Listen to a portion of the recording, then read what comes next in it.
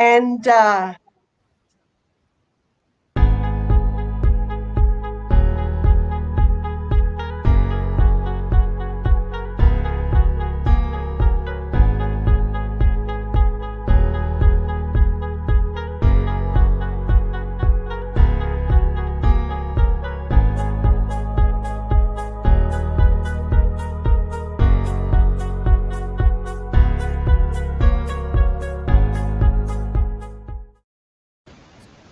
hi everyone, and welcome to this web forum on climate change and displacement.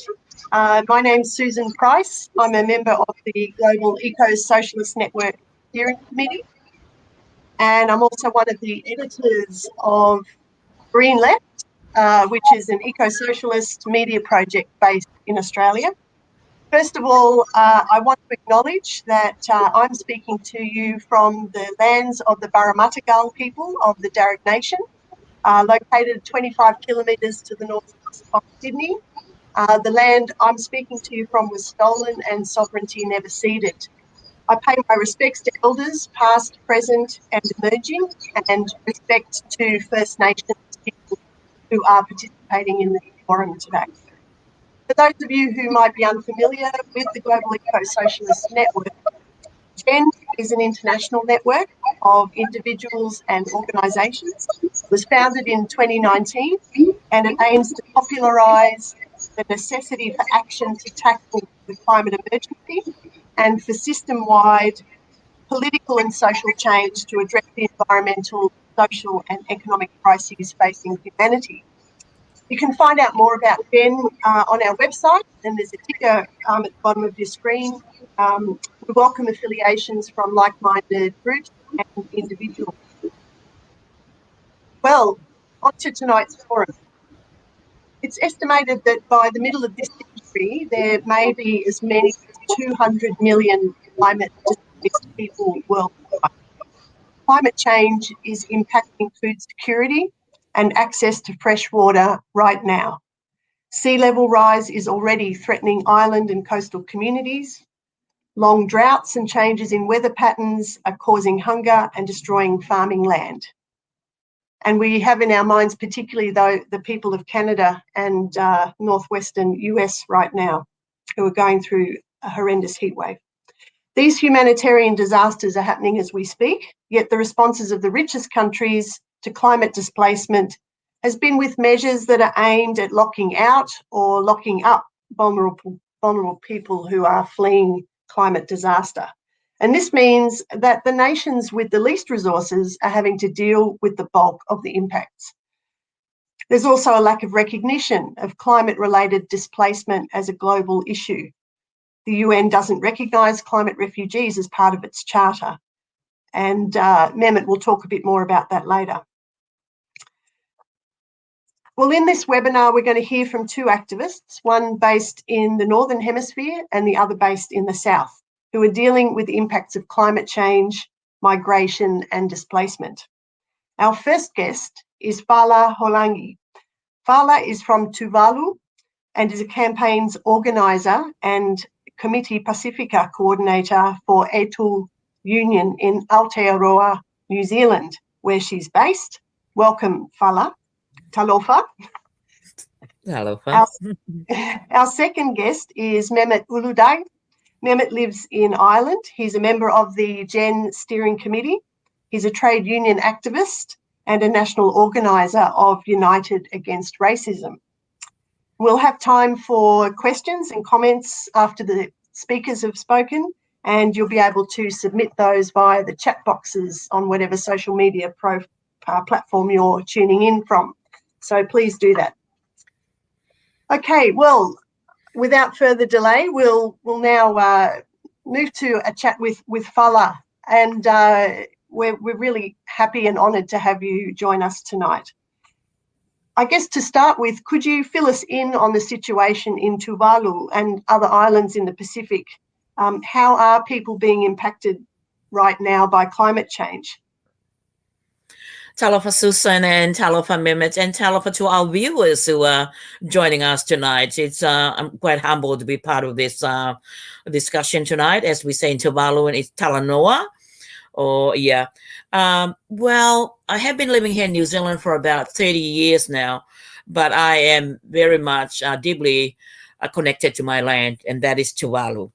So when we talk about climate change, we talk about the survival of my people, the what you call climate change and sea level rise are the everyday challenges that my people faced with every day. So once again, I'm saying it's about the survival of my people. Okay, continuous rising of sea levels, the increase of salt water that our people are not able to plant their own root crops, and then increasing of shall I say cyclones, and yeah, so drought, and it's they are new things that our people are experiencing nowadays. And every time I talk about climate change or global warming, that I always love to talk about global warming, it's that's the reality, that it's a shame that we are such a small island, 10 square kilometers, yeah, land mass. We're only about 4 meters above sea level. The population is about 11,000, but the impact of climate change is a reality to my people. Like what I once again I said, it's the survival of my people. I'm looking at my notes just to make sure that I'm covering everything. Like some of our one of our wise men in our community here in Aotearoa, New Zealand, that's what I always say. When we talk about the land, Tuvalu, we are connected to that land. It is about our art, our language, our values, and indigenous culture. All this will die because of climate change. When culture dies, our stories dies, our connections and identity dies. When our identity dies, we will be truly lost people. When the land disappears, we will all disappear. And that's the reality of what my Tuvaluan people are going through at the moment. We are resilient people, but at the same time, people live with fear every day because of climate change. That's the reality of what my people are going through, Susan, at the moment. And how is Atolls Union campaigning for the rights of Pacific Islanders, island peoples that are impacted by climate change, who've been migrated to Aotearoa or been forced to migrate due to the difficulties back home? Our union has been quite proactive as well, because Atolls Union, we've got quite a lot of workers or members who are in the union movement are Pacifica migrants. And so what we have involved so far, not just Atolls, but the New Zealand Council of Trade Unions as well. The last Commission Pacifica meeting that we had, our national funnel, we had remits.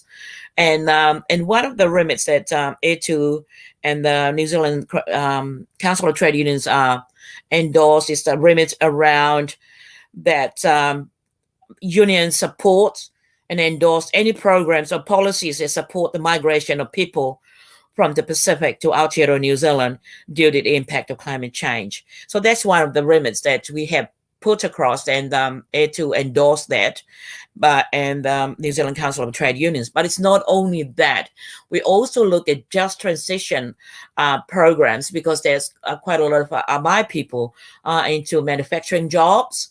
And we all know we talk about fossil fuels here, gas, and so just to make sure that they are transitioning from whatever jobs that they are currently doing to greener jobs, and that pays well as well. So those are some of the things that Atolls, but I will talk more in details about some of the programs that the things that Atolls is currently campaigning, but they are helping us campaigning to make sure that the current government to be more lenient when it comes to immigration law, when for our people to migrate from the from Tuvalu, from the Pacific to Aotearoa, New Zealand as their new home. So at the moment, there's a petition going on in front of them, and not only that, Jacinda, our Prime Minister Jacinda Ardern, and her government was supposed to do an apology for our Pacifica people last week of how they were dealing with dawn raids in the 1970s.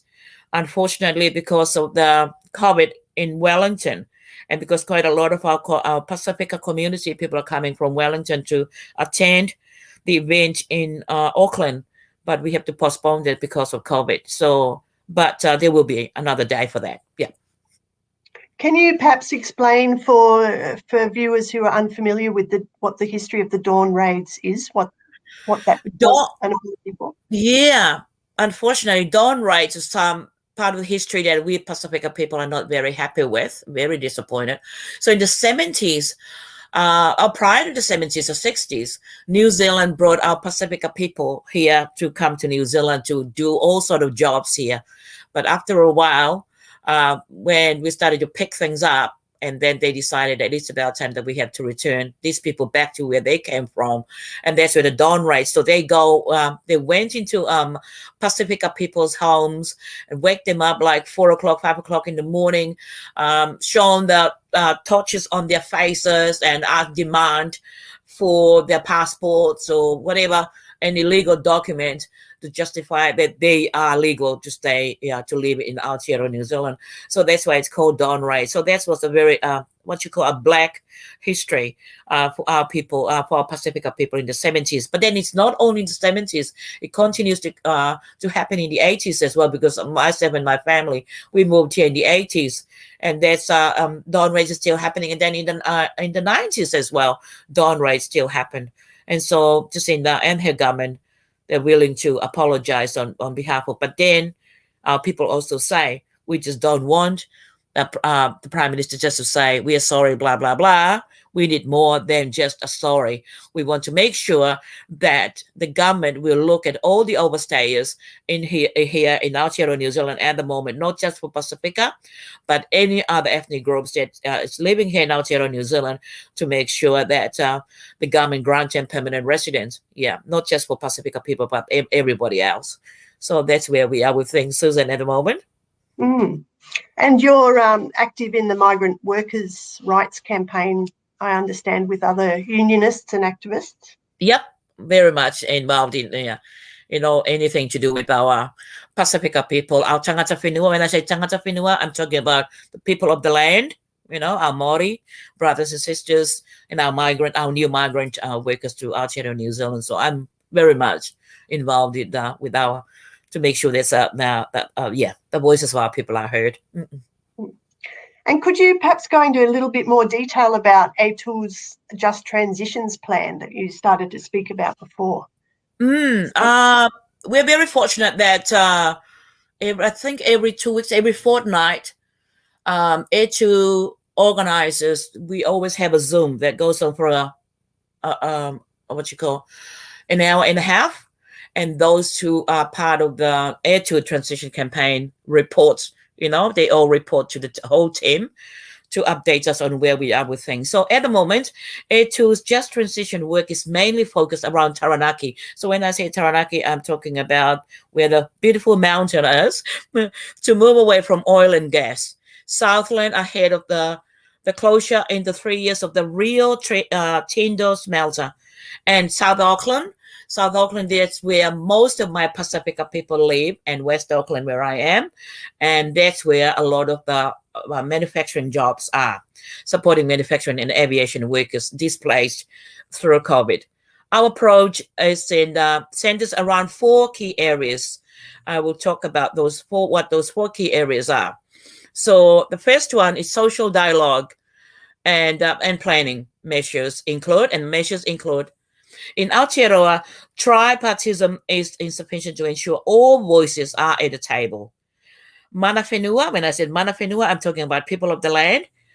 Treaty, that's a treaty. Treaty partner must play central role in transition planning, working with other social partners of government, unions, and employers. We are really trying to push to make sure this government recognize that the people of the land should be at the center of all this discussion or planning, instead of just tapping onto them after they have made plans. So that's why to us it's very important that tangata whenua, unions and workers and government are part of this discussion right from the word go. This can also be brought into others such as civil society, local government, and education. Funded support for workers themselves to help design the transition, including just exactly like what I said earlier on, through education programs and governance. So that's social dialogue and planning. Number 2, social protection. Measures include pension top-ups, adjustment allowances bridge to retirement, employer fund for income support, support for collective agreements to manage the transition process, access for unions to affected workers, social insurance, and that is, I'm so proud to say, that's one of the things that unions, especially our unions, been pushing for. And now the government, when they announced their budget last month, they are looking at social insurance. And so we are so proud to say that social insurance is part of the government's plan. But as we all know, we don't trust politicians. We got to make sure that we are there to continue to push for that. And brokering other support such as mortgage, rent relief. Yes, our members are, quite a lot of our members are really facing a lot of problem with housing at the moment. A third one is economic diversification.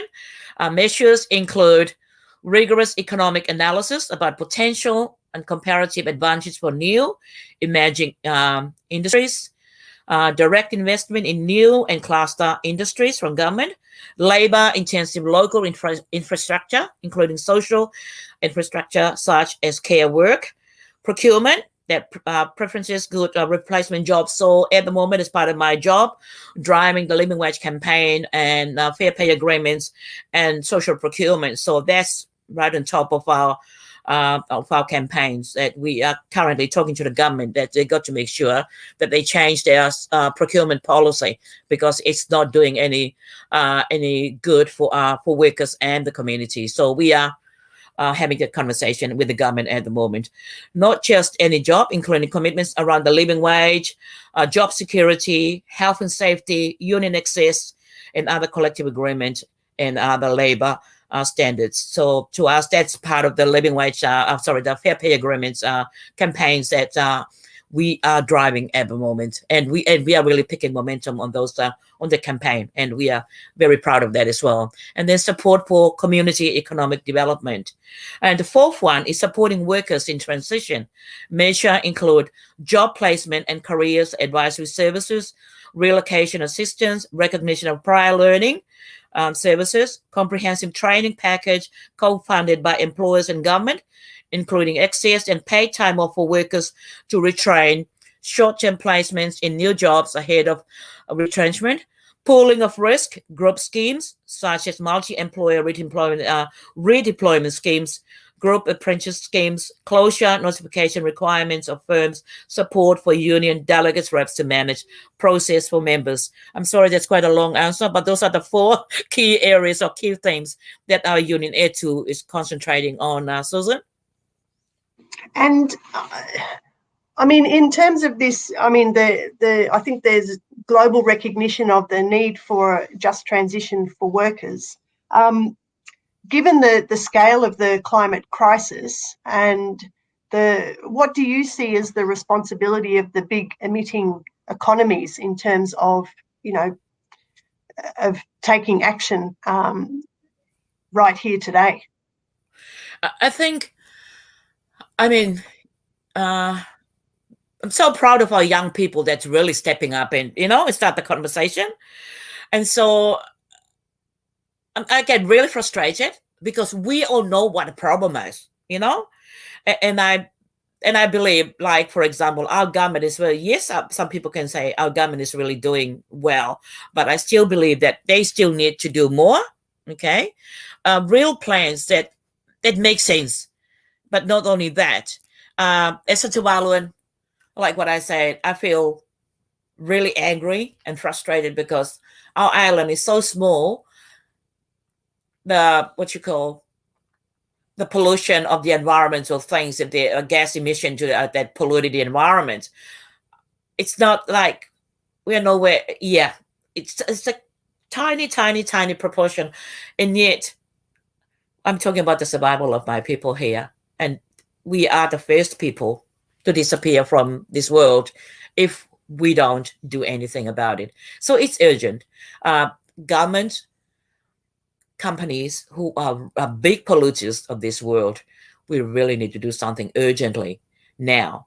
And so to me, it's very important. Susan, I hope I answered your question.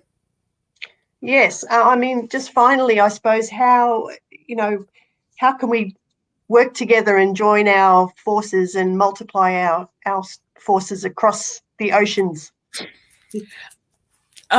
Susan, recently, when the students used to have their strikes and things, the climate change strike and things, our Pacifica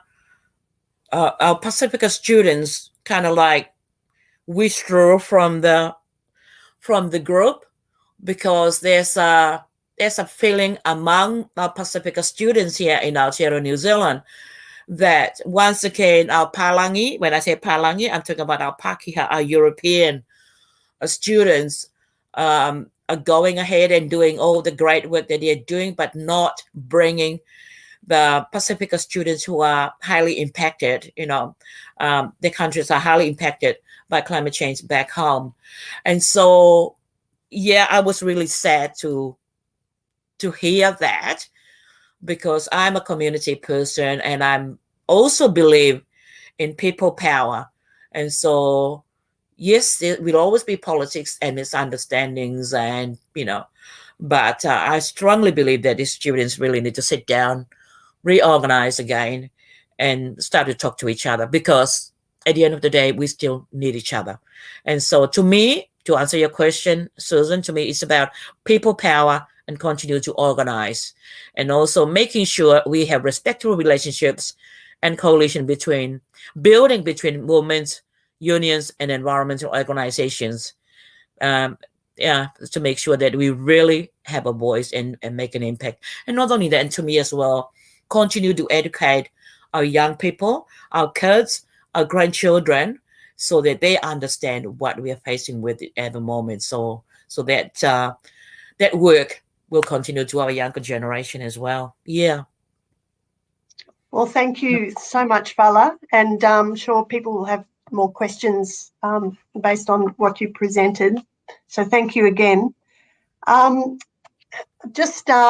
I'd like to do now is to share with you some reports and information that I've received from advocates in working with frontline communities facing the impacts of climate change in Papua New Guinea, which is located to the north of Australia. And I'm just going to share some slides with you while I'm speaking. Okay, here we go. All right. So PNG's islands, including coral atolls, are experiencing saltwater inundation, as Fala has already talked about, which is resulting in shortages of safe drinking water and threats to food security. The coral atolls have been impacted by coral bleaching and storm damage due to the warming ocean and the increased intensity of tropical storms, leading to the death and destruction of corals, undermining the actual structure of many of these islands. And the situation in the Pacific is compounded by other issues, in particular, the legacy of colonialism and colonial occupation, and the theft of resources by former colonial powers. And really today, this colonialism continues in the form of foreign company land grabs for logging and mining, including deep sea mining, which is a big issue in the Pacific and around PNG. And additionally, there's a real history of lack of transparency, to put it mildly, and even corruption, serious corruption in government and business sectors. The peoples of these islands also are facing the impacts of onshore mining, for example, gold mining, which produces tailings that flow downriver, causing mass fish kills due to cyanide poisoning, and bringing sediment downstream, which is clogging rivers and impacting on ocean ecosystems. And the loss of control by local landowners over the land and resources within them means that these landowners are often subject to pretty underhanded moves to grab land for logging, And really there is a lack of policies and laws around sustainable land use. They either don't exist or the laws that are there really operate to the benefit of foreign interests. The other aspect too is that traditional knowledge passed down through generations of Indigenous peoples about land and resource management hasn't been codified, so it doesn't have legal standing in many of these areas. And I guess just to illustrate the situation in Papua New Guinea's outlying islands and atolls, I want to share just a few case studies with you, very, very brief case studies. Firstly is the situation, sorry, this is a very low quality image, the sinking island of Mualim in the Duke of York Islands in Papua New Guinea. Mualim is gradually being engulfed by the sea on its northern and southern tips. The lack of availability of arable land and fresh drinking water means that people are now forced to paddle their canoes to other islands to tend their food gardens, to collect firewood and gather fresh water. Secondly, the Tasman Islands, which is also known as the Nukumanu Islands and Coral Atoll. Islanders are forced to travel by small boats or dinghies, as we know of them, from the islands to Buka, which is in Bougainville, Buka Island, 500 kilometres away, which is a bit hard to imagine, 500-kilometre boat trip to just buy food rations, especially rice. One activist said in a post on what's called the Bougainville Forum on social media that these men are basically risking their lives to help themselves when the government of the day is basically sleeping. And there are calls now for the minister, Papua New Guinea minister in charge of these atoll islands, to organise chartered supply ships, which don't currently operate, to actually provide food relief to people living in these remote islands. Okay. So that's just another map of the Nukumanu Islands there. Okay, thirdly, I just wanted to read to you a post from the Coral Sea Foundation regarding Potominam Island in the Ninigo Atoll in the Western Bismarck Sea off PNG. The Indigenous peoples on Potominam Island make some of the most incredible sailing canoes anywhere in the Pacific, and their lives are intimately tied to the reef and islands of their atoll home. Potominam Island is stunningly beautiful, yet likely to disappear in another few decades as rising sea levels simply wash these low-lying islands away. And if you look closely, you can see that the beach is almost gone and coconut palms are actually falling into the water. And what these people are going to do is really anybody's guess. And where they live is more than 260 kilometres away from the nearest significant high ground. Fourthly, the impacts of drought on the coral atolls. I mean, we wouldn't normally associate drought with when we think about tropical islands in the Pacific, but as Fala's already mentioned, that it is an issue. On PNG's coral atolls, due to the adverse effects of climate change, most islands are experiencing almost half a year of drought, resulting in limited freshwater supply and most often very poor sanitation. And finally, I want to just share with you the urgent situation facing the people of the Carteret Islands. You can see the Carterets just here, and this is the Bougainville Island here, and that's Buka, which I mentioned before. So rising sea levels mean the people of the Carteret Islands are now on the brink of starvation, as they cannot grow food and crops due to high salt content in the soil. 10 Carteret Island displaced families are now living on the island of Bougainville in the Tinputs region, just here, on land that's been provided by the Catholic Church. And it's interesting to note that Bougainville is currently on the on the brink of independence. It's engaged in negotiations with the Papua New Guinea government at the moment towards independence, and this follows a decades-long civil war, one that Australia has a shameful history of involvement in, trying to prevent liberation. And those families that remain on Carteret Islands, and there's currently about 2,400 people, we estimate, are facing serious threats to their survival. Their diet consists of coconut and fish, and the land's not suitable for gardening, for growing food, and coconuts, because of the salt water inundation and loss of arable land, are not maturing to produce fruit. So there are another 10 families due to be relocated to Bougainville in the near future. And these islanders really need long-term solutions to deal with sea level rise. The island's slowly being washed away. It could take 50 or 60 years, or it could happen a lot sooner. So there's a need for a humanitarian and immediate disaster response. So the advocates that I've been speaking to are working with communities to build their confidence to advocate on their own behalf, and are also discussing the idea or possibility of what they call voluntary migration to a safe second home, where islanders have full rights in their second home, but if they want to, they can return to their island.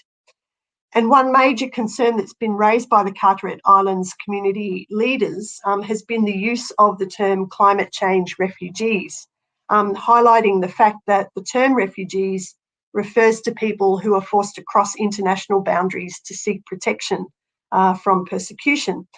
And they say, of course, this is not applicable to the Carteret Islanders who are moving or are displaced internally within PNG, and that efforts need to be made to guarantee their human rights, dignity and respect of these islanders and others who are moving in the same sorts of contexts. So right now, the PNG government is advocating for technological fixes for what you call climate mitigation, to mitigate the impacts such as building seawalls or regrowing corals. But the people are really demanding a humanitarian response now. And advocates are saying that action's needed now to relieve people's suffering. People literally cannot sleep at night worrying about their future, whether the next, major cyclone that hits their island homes could speed up destruction. So I'll just stop sharing now. That's just, I guess, to give you a bit more of a picture of the sorts of situations that people are facing. Okay, and right on time, I'm now going to hand over to Memet. So over to you. Thank you, Susan, and greetings to everyone around the world, wherever people are, and thank you, Fala, for your part of this session. Very interesting details, and I think, Susan, your presentation really showed in no ambiguous terms the realities people are facing, and I think there's a lot to be learned from these pictures, telling a million story really in their own rights. I'm part of a global Eco-Socialist network. I'm a member of the steering committee, and I'm also one of the activist national organizers United Against Racism, which is affiliated to global Eco-Socialist network. And I think there are very important and good reasons why we work together in this struggle, because there are many interlinked issues and challenges that we are facing. Today, I'm not going to talk about climate science or the wider political analysis of it, etc., but focus on the displacement caused by climate change and the environmental crisis, and talk about some of the aspects of this really.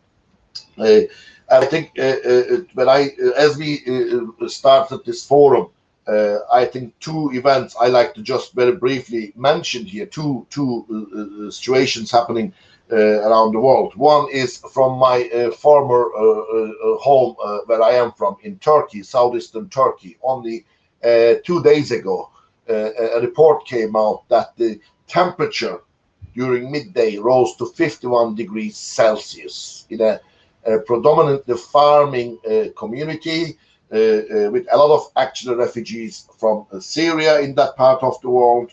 And the only response, or the only warning from the official circles and the mainstream media, was to advising people to stay indoors, telling the farmers not to farm, telling the workers not to go to work, stay indoors in order to prevent deaths and related problems. But how are the farmers going to sustain themselves? How are the workers going to stay indoors?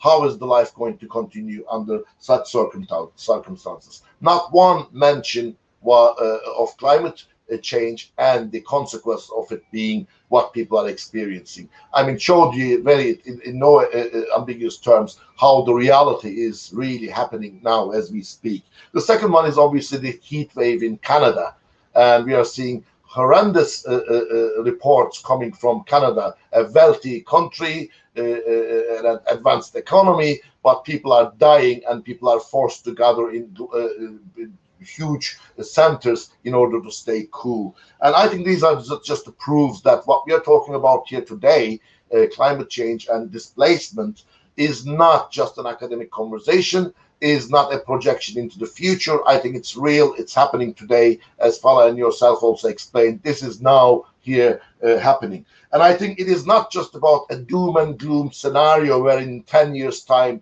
the world will disappear, we will all be burned out, etc. It's actually the journey getting to that horrific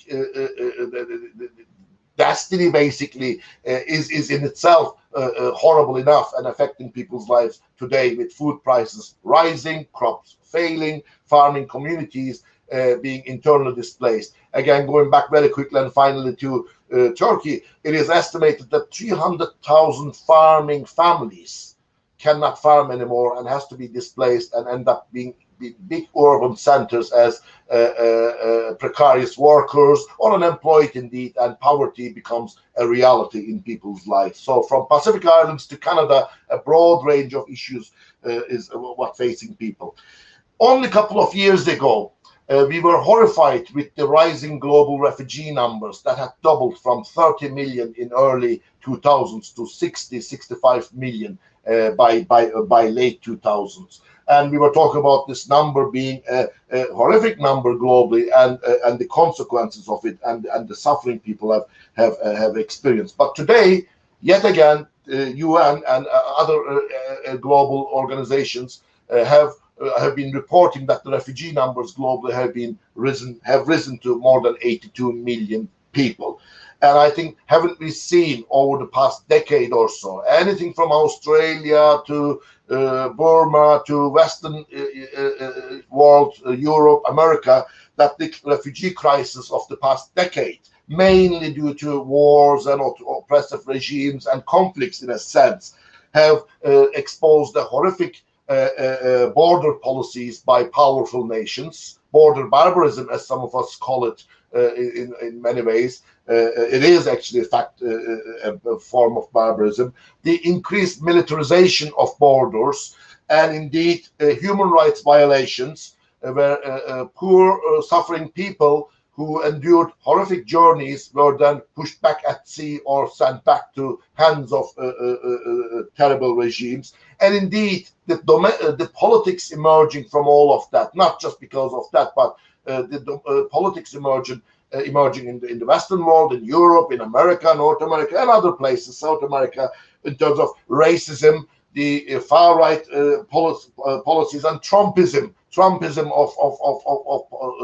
of the politics, which has created a new wave of reactionary response to that, and thousands of deaths in the hands of powerful European, Western, and indeed Eastern leaders. In front of their eyes, thousands of people have died, and for example, the Mediterranean has turned into a human graveyard, really, the bottom of the sea. And we have seen all of those, and now we are talking about displacement due to climate and climate-related climate change and the consequences of it.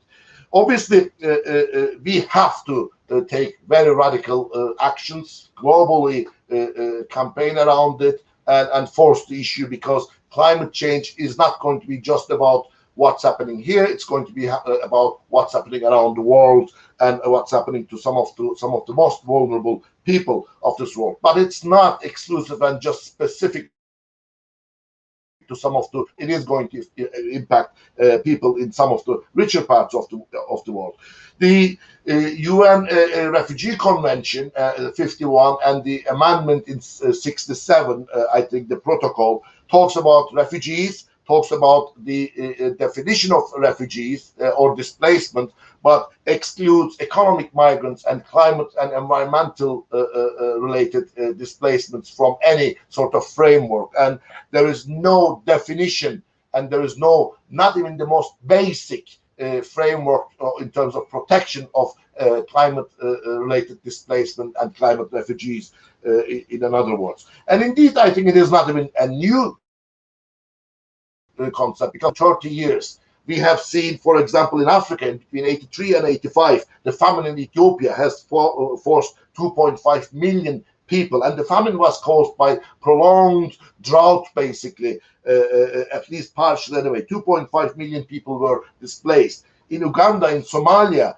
and other African countries, the drought has and related problems have caused, again, displacements of hundreds of thousands of people. In East Africa, 23 million people were at risk and are still at risk due to climate refugees. And 900,000 refugees from Somalia had fled to neighboring countries like Kenya and Ethiopia during that period. And in 2011, the UN refugee base in Kenya hosted 440,000 people in camps whose capacity was only 90,000. And many of these people have been affected by climate change, related political circumstances, by famine, by drought, and the reality of living becoming impossible in these parts of the world. So I think it's very important that this is not just happening yesterday or today. This has been coming for a time, and I think under the watchful eyes of the world governments and states.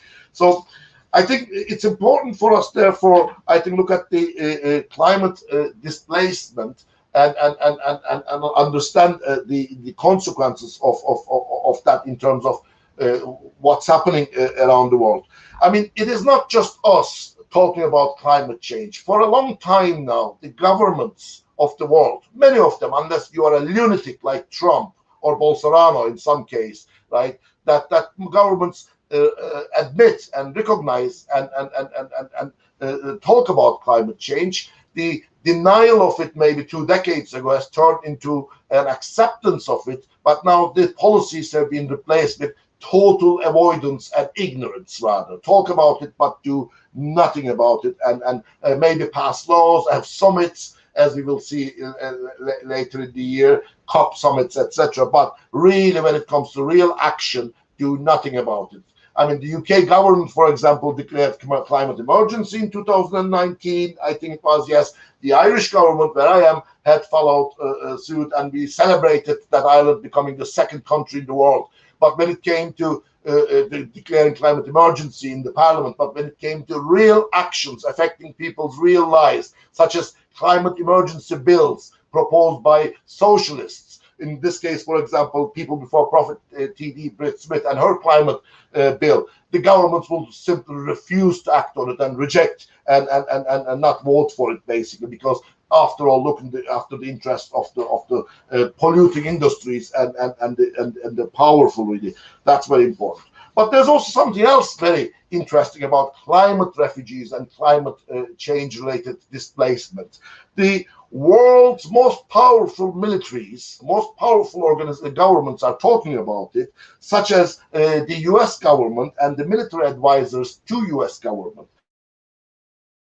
In 2000, a senior US military and security expert had given a briefing talking about the climate change and the displacement it will cause, and said, if you think that the displacement due to war in the Middle East and Syria mainly was a massive increase of climate refugee numbers, 60 million he's talking about, you haven't seen yet the real problem. the real problem will emerge where people will be displaced. But then the conclusion came from the very same powerful forces, not to tackle with the root cause of it and the consequences, but immediately talk about militarizing the borders, working with their European partners in order to protect the European states and countries from the influx of coming refugees and migrants. So the mentality is one of that is repeating itself, whether it's climate refugees or whether it's workers, whether it's the environment or biodiversity. There is the recognition, but the response to it is one of protecting the system as is and continue operating as is, and indeed increase border militarization and what we call, as I said, border barbarism. I mean, some estimates, I think you mentioned some of it, Susan, as well. Some estimates are talking about, up the World Bank, for example, is estimating by almost in 2 decades' time, there will be up to 250 million people displaced by climate change and related problems. Others are estimating, international NGOs, UN itself is estimating that the climate-related displacement, mainly displacement within the country, internal displacement causing a lot of economic hardship, poverty, possibly conflicts, but also then as a second wave to the neighboring countries, and then indeed a global displacement, which will have horrific consequences for the people.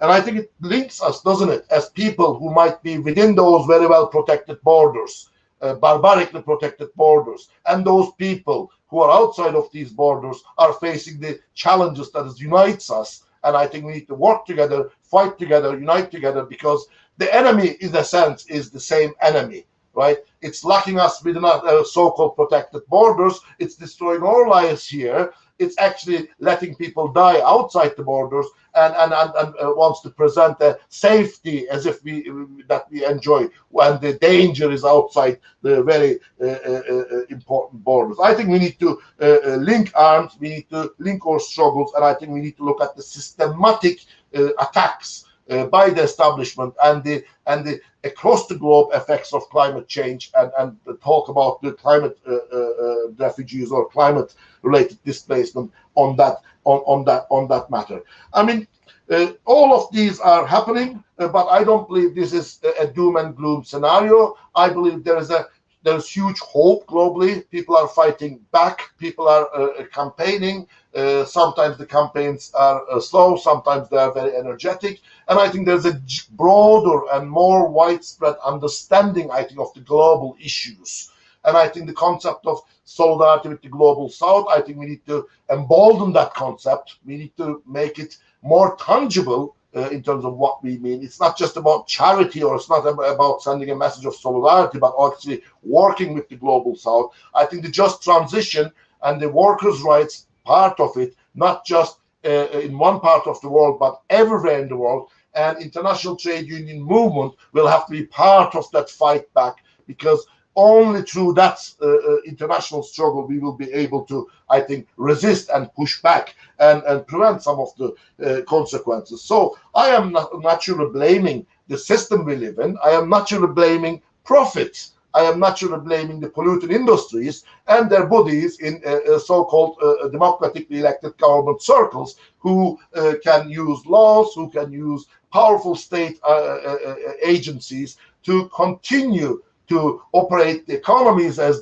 before, to continue to pollute and to continue to look after the interest of those who are actually the guilty part in all of that, the interest of the 1%. So their recognition of climate change and climate refugees is not good enough if it's just the rhetoric. It's just a matter of recognize it, tick the box, and move on and continue as if nothing has happened. I think we need to push that further. I mean, we need to, I think, wherever we are involved in campaigns against climate change and environmental campaigns, but I think we need to also recognize the global challenges and global struggles, and I think we need to also campaign for refugee rights, campaign against racism, and indeed campaign against the far right and governments that like of Bolsonaro or Trump, or indeed European governments and their hypocrisies,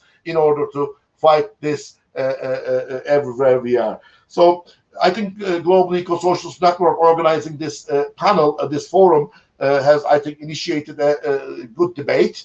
I think this is just the beginning of it, and I think we need to go beyond just the initial phase and continue our engagement and continue our fight back. And I agree with Fala.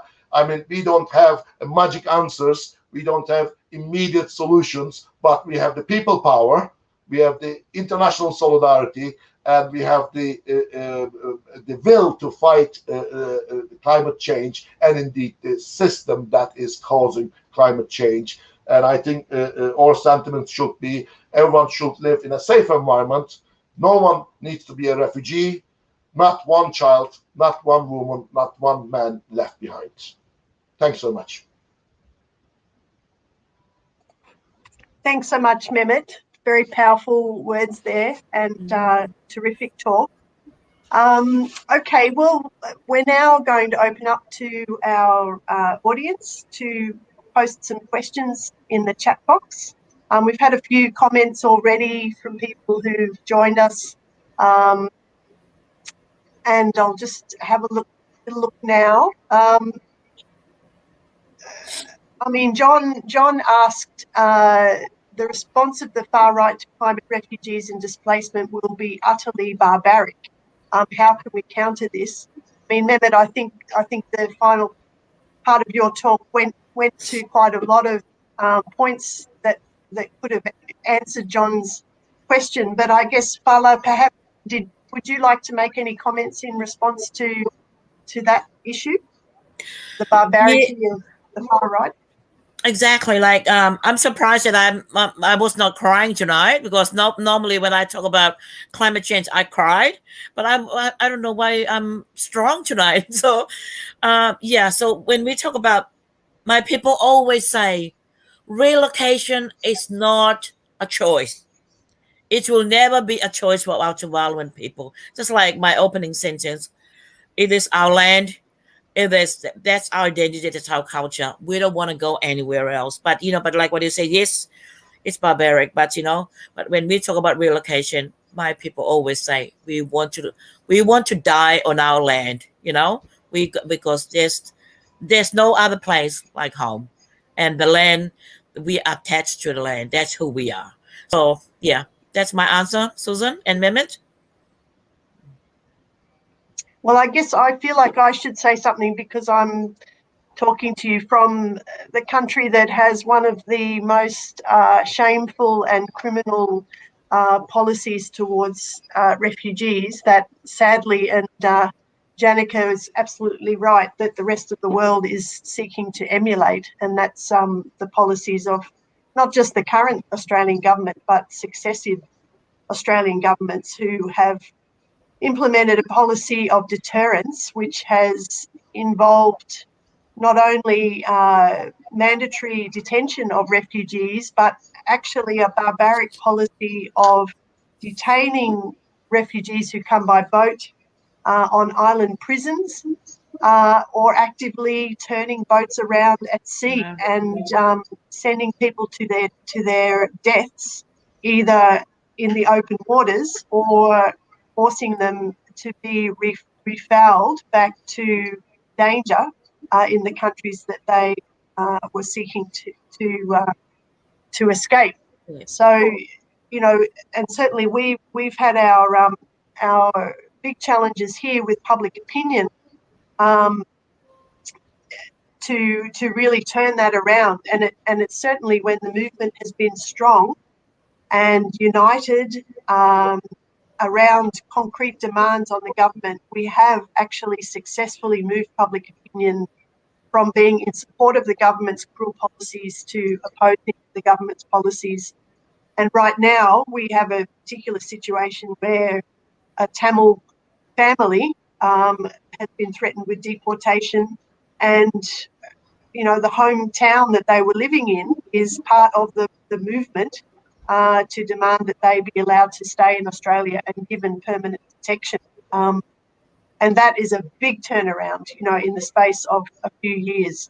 So I guess to me, it does give me optimism that by linking arms, as Memet says, of linking the movement for action around climate change with the movement for the rights of displaced people and refugees, and the movement against racism, that we can actually meld a very powerful force of people power against the barbarity and cruelty of our governments today. Susan, may I just add very briefly? Certainly. I think the question of building movements and fighting against the far right and racism and refugees are definitely part of the propaganda used here, is a very tangible and very important task wherever we are. And I think the first thing we should say, is the basic reality is we need united fronts linking struggles of people. And for example, in many Western parts of the world, in Europe, for example, youth unemployment, housing, healthcare, and these are not explicit and specific to Europe, but just as examples, are problems that ordinary, decent people are facing.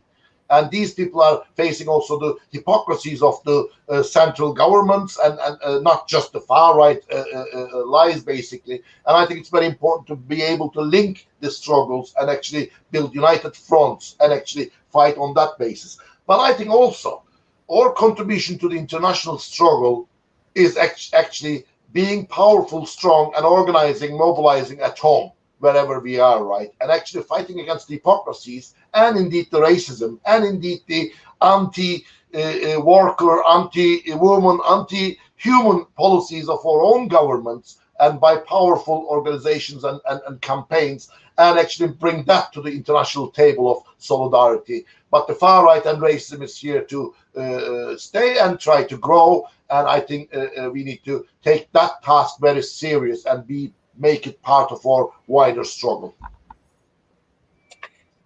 Fala, I would be interested, I'm sure people would be interested to hear a bit more from you about the work that that you're doing in the campaign for migrant workers' rights, and what are the connections that are being made through that movement with, trade unionism, with the climate campaigns, etc. Do you want to talk about that a little? Yeah, I mean, it's going to be some of the things that Memet was talking about, and especially with like what I said, the apologies that that the government has to give to my people, because it ties in with racism. That's just like what I said in the 70s, and it's still happening nowadays. Because like the work that I'm doing with our migrants, especially when it comes to visas, like when the workers come here, they are under some certain employers that are really, really bad employers. They exploit workers to the max. And to me, so that's what at the moment we're trying to change that law to make sure that our migrant workers, they feel safe when they come here, because at the moment they are really exploited. So, and immigration, as well, we want to make sure that it's funny because the immigration minister, he is Pacifica, Chris Farfoy, but the way things are going, we get really frustrated because things are not really moving the right direction. And so that's our frustration at the moment. Just like what I said earlier on, the example of overstayers who are here, and we are pushing for everybody who are overseas in Aotearoa, New Zealand. Yes, some people can say this government is quite friendly to workers and migrants and things, but we still have to see that put into action, because we're still waiting for that. And so as a Tuvaluan, especially when I do have relatives who are not legal to be here, but they're here, and my other migrant friends, and we really need policies in the immigration law that's that will really show that they respect these people who are well settled here in Aotearoa, New Zealand. They have been contributed to the economy. They are part of our communities, and I think it's really about time that this government really have to step up and do something. I hope I made it. Yeah, but that's my feeling at the moment. I'm feeling a bit frustrated. Yeah. Well, I think certainly in the lead up to the COP26, I think this is an issue that needs, a lot more discussion, because, I mean, when we think about the actual scale of humanitarian disasters that are unfolding now, whether it's in the Pacific or even the situation in Canada right now that is a humanitarian disaster. And I guess if COVID's taught us anything, is that, that in spite of all the problems with the response to COVID, at least it's being treated as an emergency. Whereas the issue of climate change and displacement is far from being treated in the same light, at the same, level of an emergency response. And yet it's just so obvious that that needs to happen. I was just noticing that Greta Thunberg has published a rebuke to the governments around the world for their lack of action over climate change, and saying basically the show's over. We're tired of all the performance and the pretending to be doing something. The acting is just like a piece of theatre. It really is acting. It's not action. And you just sense the level of frustration from Greta on behalf of the global youth, in her words. And so it's just really, it is a source of frustration, I think. But Memet's right. We need to respond wherever there are things happening on the local sphere, but also I think we do need to take opportunities. And I think the lead up to the COP26 is another one where we can actually start to link up more internationally, and actually take the fight right up to the COP as a way of really, broadcasting and multiplying our voices at a key international event like that, regardless of whether we seriously think that the kind of action that's needed is actually going to be decided at that COP. I think we all understand that what we need to do is to build a groundswell, a people's movement from below, to force governments to make a change. It's not going to happen by suddenly waking up one morning and discovering that climate change really is a problem and they need to take action. We understand that it's not going to be given to us, to the world on the plate. It's going to have to be fought for. Okay, I'm just having a look at the questions. I just want to read out what Janica wrote. She said, thanks for the contributions and sharing your valuable perspectives. Agree fully with the last point of we need to work together, Fala. What concerns me lately is the following, also in relation to the climate crisis that's ever more apparent, as Memet stated correctly. Last week, I interviewed a Dutch journalist in Greece who had been arrested for hosting an Afghan refugee in her house. She describes a nightmare on the Greek islands. Europe is actively copying the Australian model of detention.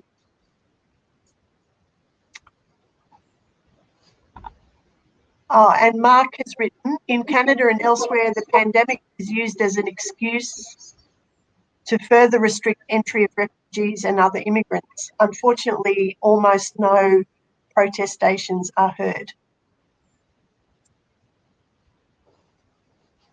Memet, do you want to say anything in response to those comments? Yes, indeed. I think indeed Australian model has been one of horrible human rights violations, really. And then haven't we seen when the horrific bushfires were happening, they end up evacuating their people, internally displaced people, for a temporary period of time, right? In a sense, we saw this as a humanitarian crisis, people suffering, and naturally so. It was, of course, a suffering. But then the people coming by boats were pushed out into the ocean, really, or indeed to back to islands, etc. Right?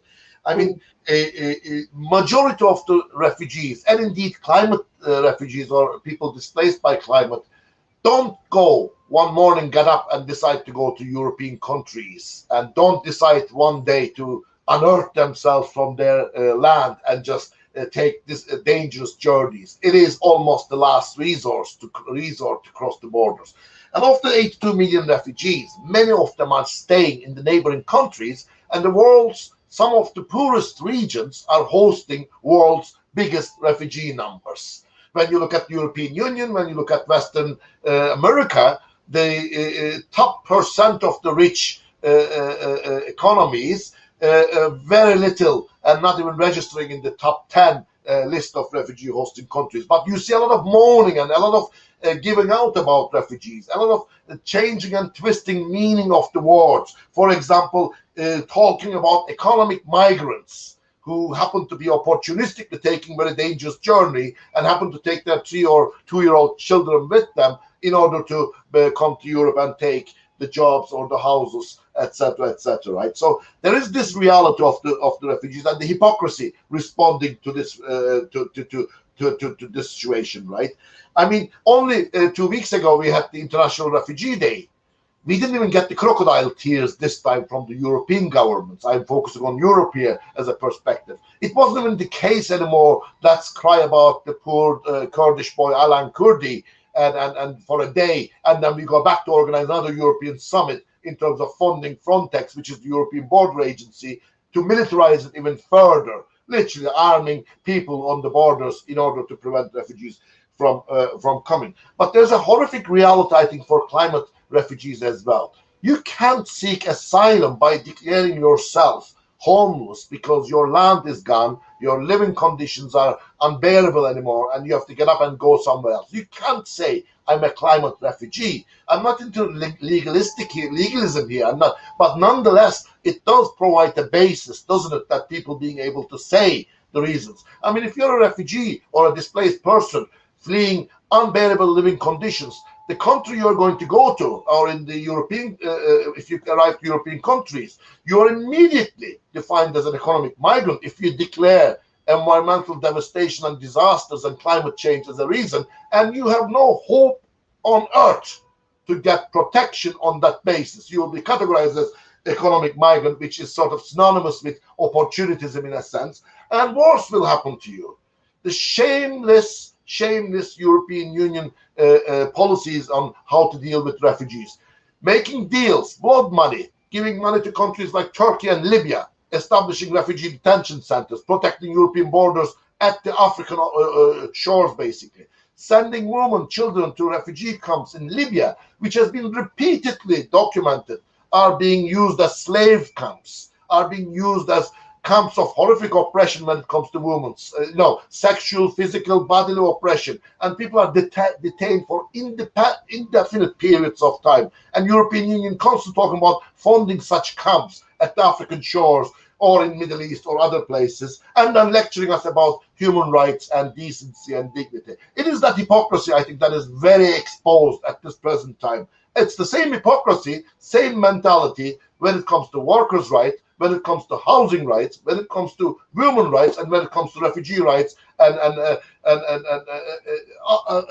freedom, etc. And I think we need to expose and fight that hypocrisy, because it is that hypocrisy, I think, that also gives the far right and the racist movements, right, the basis to campaign, the basis to take what the minister says in the TV program without calling himself or herself racist, but saying racist things. And actually the far right use that in a sense. So there are many Trumps around the globe who will possibly condemn or at least pretend to condemn what Trump did with child cages at the US borders. But what they're doing at the Spanish border only a month ago, what they're doing at the Greek borders, what they're doing with Libya and other countries in terms of establishing camps and sending people back, what they're doing with their unlimited amount of money, not to protect people, but to push people back, is a horrific exposure of the system we live in and those who sit on top of the system and run the system in the interest of the 1%, let's call it,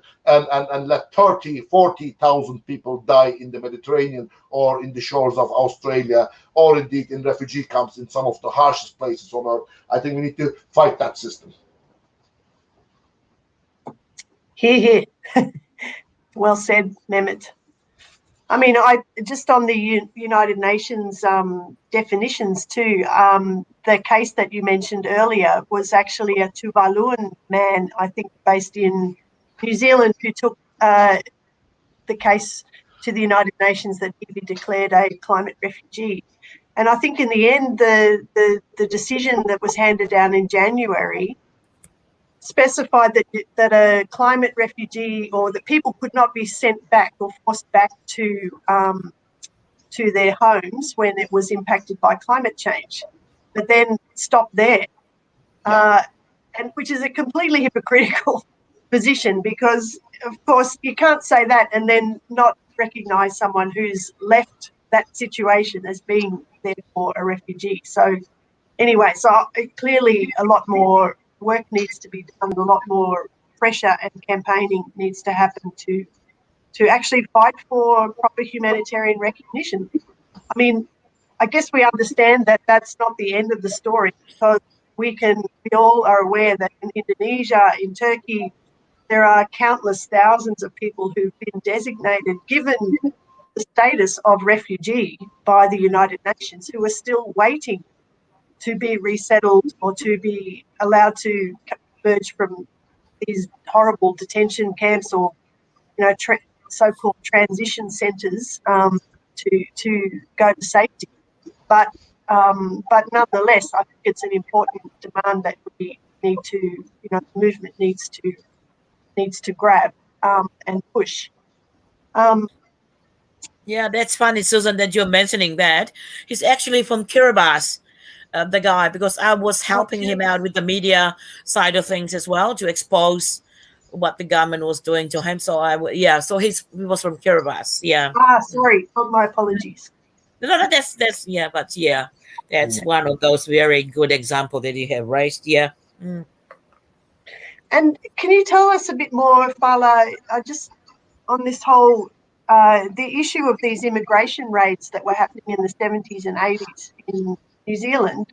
Were people actually being forced onto planes and sent, like, forcibly expelled from New Zealand at the time? What was actually happening? Yeah, but that is very funny too, Susan, because I'm reading, and watching the videos now. There's some of my Pacifica brothers and sisters who were part of that. That's where the Black Panthers, the Polynesian Panthers, came about, and so yeah, it was really funny that because they were talking about overstayers here, but the funny part was that there are more European overstayers compared to Pacifica overstayers, and they say they're mainly from America and the UK, some of those countries, and yet they turned around and wanted to deport the Pacifica people. But I'm so proud of the Polynesian Panthers, so our very young Pacifica people then in those days. So they gathered together and started to think of how they can help our people from all these dawn raids, because you could be walking down the street and the police officers and immigration officials can just stop you there. They even stop Maori people because they're brown, and ask and demand for a passport or any documentation that says that they are legal to stay in Aotearoa, New Zealand. And so, yeah, that's a history that we just don't want to repeat of that, and that's why that's what those are some of the demands that we say to Jacinda and her government. We just don't want you just to come and say sorry. We want to make sure that there won't be a repeat of this for any foreigners that comes to this to our country, Aotearoa, New Zealand. But not only that, we also would love the curriculum of the New Zealand, the education curriculum, to make sure that this history is included in our curriculum as well, to make sure that our young Kiwis will learn the history of how our people were treated in the 70s, the 80s, and the 90s. So those are some of the demands that we are putting to, and for overstayers, not just Pacific overstayers at the moment, but for all overstayers to be granted their permanent residence at the moment. But we are also looking at the future as well to make sure that all our people, because of our people in Pacifica, because of climate change, just like what Memet was saying, because we have been lobbying the previous government as well about environmental refugees, the terminology that environmental refugees, in which some people don't like. But so we are lobbying with this government as well, because that was the previous government, that was John Key. But those are some of the things that we are looking at, and and we are also pushing for New Zealand to take on those refugees that Australia's got in Nauru and Manu Islands. Some of those things that we would love them to come here and be part of our families in Aotearoa, New Zealand. Yeah, those are some of the things, Susan, that we are with. Yeah, but the history of the Dawn race is really very sad. Thank you, Fala. Memet, would you like to say anything in closing before we wrap up? Thank you, Susan, and thank you, Fala, and thank you to all contributors and audiences out there. I just like to give a simple, small example from a very unlikely place of climate-related displacement. And this place is a town in the UK, in Derbyshire. I hope I said it correct. Whaley Bridge, 2019 August. A dam was very risky because it was nearly overflooded due to unexpected amounts of rain. That's in the UK in August, and 6,000 people were evacuated from the town, downstream town, basically. That's in UK. And the UK government could easily do that within a day with the power, machinery, and resources they have. But the question doesn't arise. If the climate change continues the way it continues, it may not be just the story of the polar bear and the pictures about it, or the Pacific Islands. It may be some of the economic power centers where the consequences of it will affect people. And the question then becomes, what happens if it's a town of 60,000 people, or indeed a town of 600,000 people? So I think it is very important for people across the globe to understand we are talking about a problem that is not just out there in faraway places, happening to some faraway people in small numbers, or in some communities that has nothing to do with the centers of Europe or power centers of economy. So I think it's a very interesting example that in the middle of Europe, that a town of 6,000 people, due to excessive rains, climate-related excessive rains, and the risk of flooding, are evacuated and relocated temporarily in community centers around the place. That, to me, is internal displacement, be it temporary or not. But there's no guarantee that this won't happen permanently and even more damagingly in the coming years. So I think that's what we all need to understand, that we're not talking about sort of faraway places and academic possibilities. We are talking about the happening of realities today as we speak. And before we come to a doom and gloom scenario with pictures of Earth, we are all burning and the Earth is crumbling, I think that current period is going to be very important in terms of the consequences we are living today, but also the fight back. So it's not just doom and gloom or nothing. It's the fight back and the consequences we experience today, gradually and incrementally. I think that makes our fight very urgent and very important. Thank you. Thanks, Memet. And there will be opportunities. Hopefully, we'll see the announcements for the next global student strike for climate happening. And then, of course, activities and actions in the lead up to and around the COP26 in Glasgow.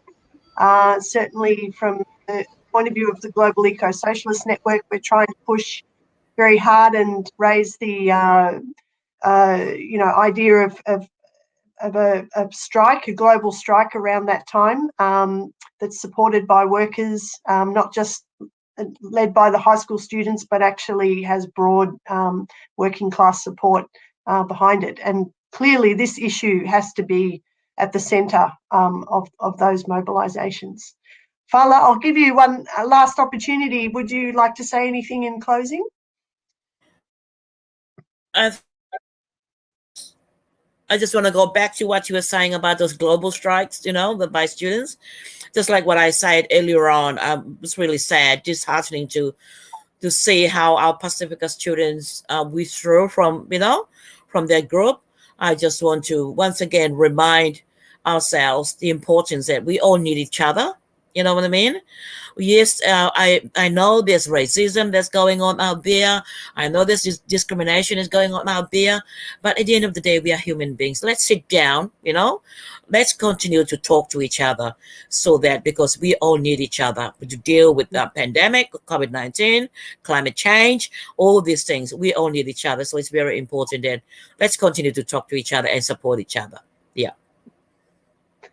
Very good words. And I think on that note, we'll wrap up the forum, and like to just take this opportunity again to thank Fala, Haulangi and Memet for joining me tonight, and to thank all of you for participating in this forum. Please stay in touch with Global Eco-Socialist Network, and bye for now. Thank you. Thanks.